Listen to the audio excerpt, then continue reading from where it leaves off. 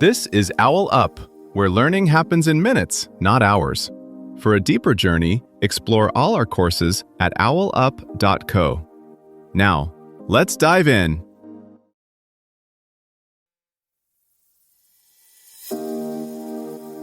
Welcome back to Chapter 2 of our series, From Pixels to Predictions.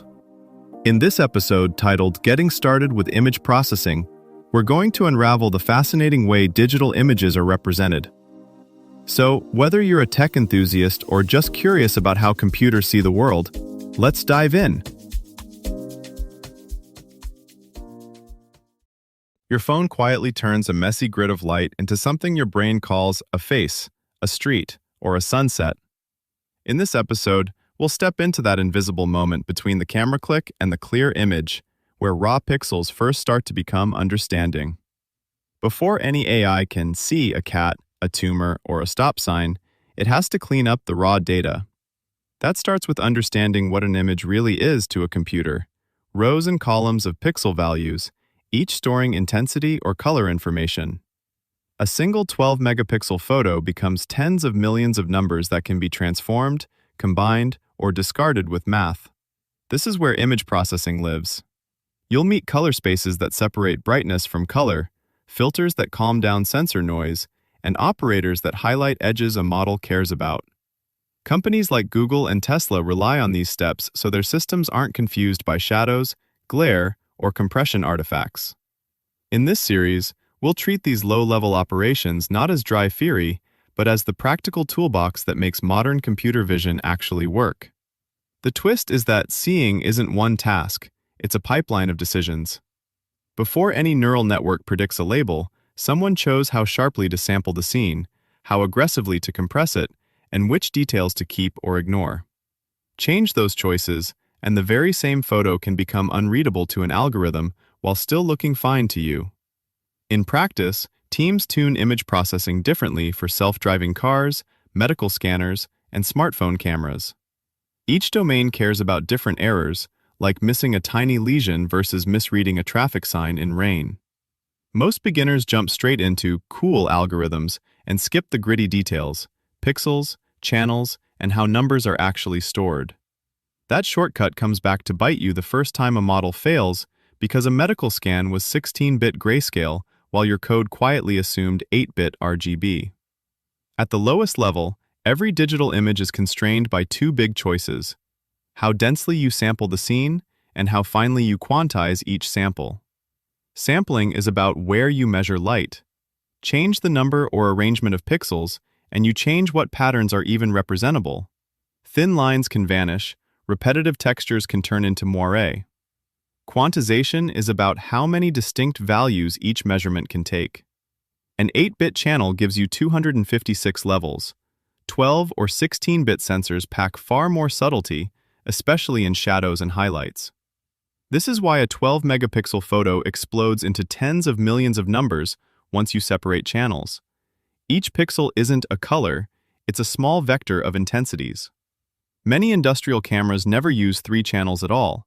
They sacrifice color for a single, more precise measurement because edges and contrast matter more than hue on an assembly line.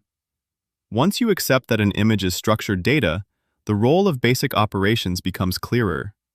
Convolution with tiny kernels can pull out local patterns, edges, corners, or soft averages that suppress random fluctuations. But you don't always want the same operations everywhere. Real systems adapt.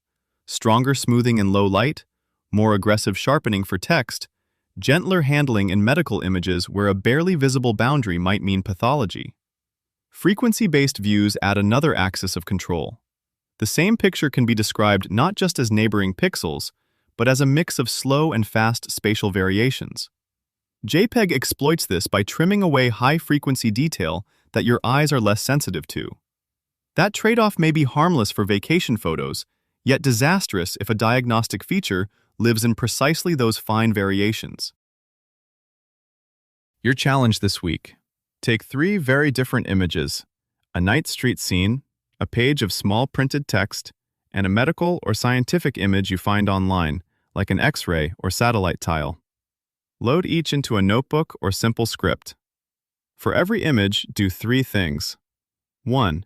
Downscale it stepwise until it breaks the task you personally care about, reading signs, letters, or faint structures.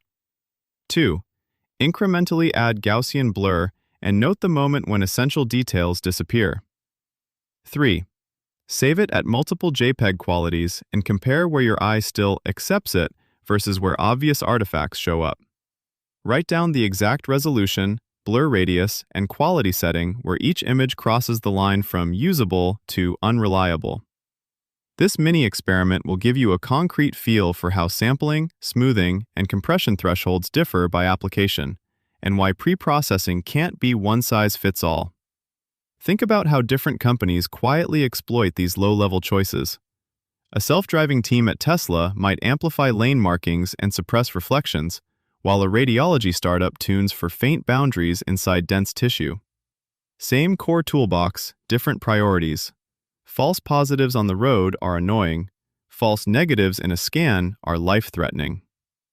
In practice, teams often build profiles of operations for each scenario.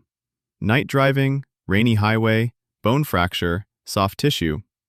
Switch the profile, and you switch which details are protected or discarded. This is also why raw sensor data is so valuable. It preserves headroom to revisit those decisions later. In your own projects, it helps to articulate the failure mode you fear most. Blurry text? Missed microfeatures? Hallucinated patterns from noise? That fear should shape your pre-processing recipe and which metrics you track. The math is general. The craft lies in choosing which mistakes you're willing to tolerate for your specific goal. As cameras shrink into doorbells, drones, and lab benches, tiny processors will quietly decide which pixels are worth sending, storing, or ignoring. That shifts power. Whoever controls these early choices can bias what downstream systems ever notice. Think of it like budgeting attention. Do you spend it on faces, license plates, plant health, or subtle fraud clues in scans? The frontier isn't just better models. It's teaching imaging systems to negotiate those trade-offs in real time and justify them. As you go deeper, treat visual data less like pictures and more like evolving hypotheses about the world. Each tweak is a small bet. Keep this contour, discard that glare.